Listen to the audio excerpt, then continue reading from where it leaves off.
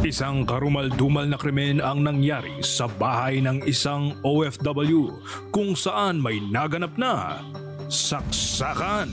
Actually, miss na miss ko na yung pamilya ko dito sa Pilipinas, kaya dito ko naisipang magpasko at umuwi. Excited akong ibigay yung mga pasalubong ko sa mga balikbayan boxes. Merong pabango, merong sapatos, may bag. Nang bigla na lang ako may narinig na sigawan ng mga tao at isang malakas na putok. Gulat na gulat po kami, kaya inanap namin agad yung pagputok. Pero ang ganda ng sapatos ko. Ay, sir, hindi. Tuloy mo muna. Ay, okay. Ano pa nangyari? Ay, ba't pumutok? Nalaman na lang namin na yung pasalubong ni Tita, sinaksak nila agad. 110 yun. 220 nila yung sinaksak, kaya sasabog talaga yun. Nagresan ko! Oh my God! Nangyari? Pero, ang ganda ng sapatos, ni Tita, ang niregalo niya sa akin. Yung electric fan ko! Electric fan ko!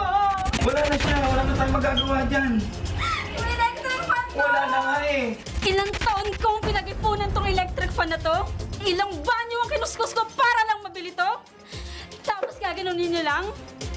Ikaw na sino man ang sumira sa electric fan na to? Tandaan mo, hahanapin kita! How dare you! I will look for you! I'll make sure till the end of the road, I'll find you!